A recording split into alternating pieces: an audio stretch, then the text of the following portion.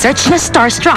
Hinanap niya ang hamon ng showbiz. At dito, unti-unting nakita kung paano umusbong sa telebisyon ang isang artistang nakilala nating si Chris Bernal. Siyang makwelang si Coffee sa Boys Next Door. Remember, don't forget to smile! Naku, makalimot sa inyo mag-smile, pangit! Siyang matapat na tauhang si Amy sa Zydo, Pulis Pangkalawakan. Siyang spoiled brat na si Sheila May sa Jezebel. Siya si Malu sa Luna Mystica. Hindi ko akalain na nanakawin sa akin ni Henry ang balahibo mo. Siya si Mardy sa Dear Friend. Itos, niloloko ko lang si May. Kaya mo ba ako yung lili doon para ibalandra kay May? Ha? Hindi! Gusto kita, Itos. I really like you. Pero higit pa rito ang pinatunayan ni Chris. Dahil higit pa sa mga teeny bopper roles, kaya rin niyang harapin ang hamon ng mga mabibigat na roles. Iingatan ko ang pagmamahal na ibinibigay mo. At ipinapangako kong aalagaan kita.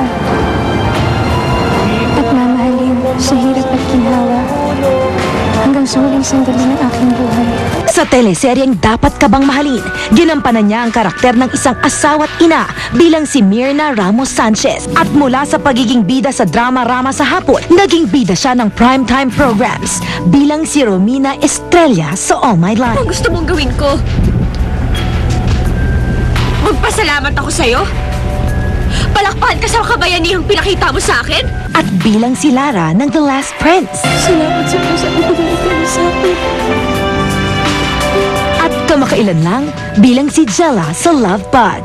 Ito ang kauna-unahang pagkakataong hindi niya kapareha ang nakasanayang si Aldra Brenica, kundi itinambal siya sa baguhang si Daniel Matsunaga.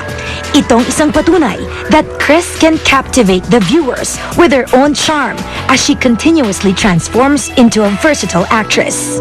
Through the years, Chris Bernal has evolved from a cutie-cutie star into a serious actress. And now, she faces yet another challenge in her showbiz career, top billing a new telenovela in GMA's Drama-Rama sa hapon. At sa pagharap niya ng panibagong hamong ito, haharapin niya muna ang hamon ng mga intriga ngayong hapon sa Showbiz Central. Chris Bernal, live na live. Mga kapuso ang nagbabalik, si Chris Bernal. Welcome on the show, Chris. Hello, magandang hapon. Alam ko na wala ka for a while. You went to the Yes, States, di ba? And while you were gone, habang wala ka, ang daming umusbong na intriga. And ngayon nagbabalik ka, balik intriga na rin. So, Chris, iisa-isahin natin lahat ng mga nasulat, lahat ng mga intriga. And now that you're facing another challenge in your career, kailangan ang kasagutan, di ba? Straight to the point din. Tama. Okay, so simulan na natin. Chris, while you're in the States, matagal ka doon. How many weeks ka na nasa States? 1 month. 1 month. Nag-stay ako Okay. for 1 month. Unang tanong, hindi ka ba natakot na you'll be gone in the public eye for a long time? Kasi alam naman natin, overnight, ang daming artista na pumapasok, lalo na dito sa GMA. Andyan sila Gwen Zamora, sila Sam Pinto, ang daming bagong nilo-launch, di ba? Every week may bagong artista yata ang GMA. Hindi ka ba natakot na baka pagbalik mo wala ka ng pwesto dito sa GMA? Hindi naman po ako natakot. At saka, nararamdaman ko po talaga na alagang-alaga po ako ng GMA. Kumbaga, nakailang shows na rin po ako sa kanila. At talagang thankful ako na ang dami nilang binigay na role sa akin. From yun nga, teeny bopper, napakute ako. Tapos, pinagbigyan nila ako sa drama. Naging nanay ako, naging prinsesa ako. At ngayon sa Koreana, talagang ang tagal kong hinintay to. At yung 3 months na wala ako sa show, na wala ako sa TV, hindi ako nagre-reklamo. Kumbaga, ang laki talaga ng pasalamat ko sa GMA at binigyan talaga ako ng Koreana. Okay. Habang nasa States ka, you mentioned 3 months ka wala sa ere. May pinagawa ka daw sa face mo. Is that true? Kasi marami nakapansin na from Starstruck, parang nag-evolve yung features, nag-evolve yung face. Have you had any cosmetic surgery done? Wala! Hindi kasi po. Uso yun, pati si Charisse, di ba, nagpa-botox on TV? Kasi, umabot kasi sa point talaga na sobrang payat ko. As in, talagang, para na akong bungo talaga. So, hindi maganda yung mga feet. So, ang dami. Kain ako ng kain ngayon. Hindi na ako nag-gym. Hindi ko na tinitingnan yung mga kinakain ko kahit nakakataba. Ngayon, Ang sarap ng healthy na problema ni healthy Chris, ako. no? Kabaliktaran ng kay Berwin. Diba? Wala nang diet. Ngayon talaga healthy na ako. Healthy lifestyle. So, maski non-invasive, you haven't touched your face. Wala po. Okay. There you go. Klaro yan. Eto naman, buntis ka daw, kaya ka nawala. Naku, mahal ko ang career ko, hindi pwede. At saka ayoko, bata-bata ko pa po.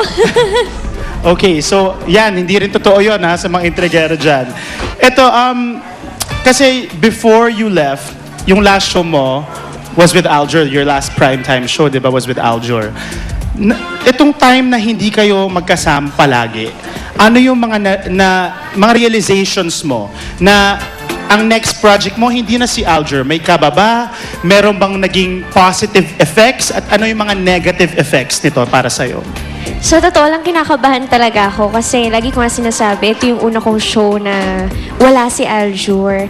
Pero na-realize ko na kaya namin ni Aljur kasi gusto ko nga siya i-congratulate dahil nag-rate ang Illumina at maganda yung performance niya. At saka, ang sarap lang ng feeling din na nakakatrabaho ko pa yung iba't ibang artista at nakikita ko na ang dami-dami ko talagang natututunan sa kanila. So, sa iba't ibang artistang nakakasama ko, ang dami kong kailangan i-improve, ang dami kong nare-realize na, okay, kaya ko to. Parang ganun. Yun nga, na-mention mo yung kay Aljur and Rhea nagre-rate. Yung sa iba, may pressure ka na kailangan mag-rate din ng Koreana. You and Steven. Dapat! Dapat, naku. Alam niyo, gusto ko talaga patunayan na kaya ko rin mag-isa at sana mag-rate yung show. Chris, I wanna get your opinion on this. Kasi may mga nagsasabi na mas maganda daw ang ka-love team mo, real life boyfriend mo din or girlfriend mo din. Pero marami rin nagsasabi na ngayon, ang audience natin mature na. Nirerespeto na nila if you have a private life outside of showbiz. Some people respect that na, di ba? Ikaw, anong palagay mo dito? Sa tingin mo ba makaka-apekto pag ang ka-love team mo ay hindi mo boyfriend? Sa tingin ko, hindi naman po. Kasi yun nga, kung magaling ka talagang artista, kailangan talaga kahit may love life ka, kaya mo rin pagsabayin. So, tingin ko naman, hindi naman makaka-apekto. Actually, pwede mo pa nga siyang gawing inspirasyon para matupad mo pa lahat ng pangarap mo. Okay, so let's talk about your inspiration. Sabi. Sino ang nilalaman ng puso ni Chris Bernal ngayon? Sa blooming kang ganyan, imposibleng wala, di ba? Wala, happy lang. Uy, si Jay Perillo daw. Oh. Sabi. Are you close with Jay Perillo? Jay is part of Party Pilipinas, di ba? Yes. So, nakikita ba kayo doon? Or pag nag-guest ka doon? Opo, nakikita talaga kami. At saka, lumalabas-labas naman kami na talagang Okay. kaming dalawa lang. Pero... Is he your boyfriend? Sabi. Basta happy ako. Yun ang importante. Alam na natin ibig sabihin noon, mga friends. Basta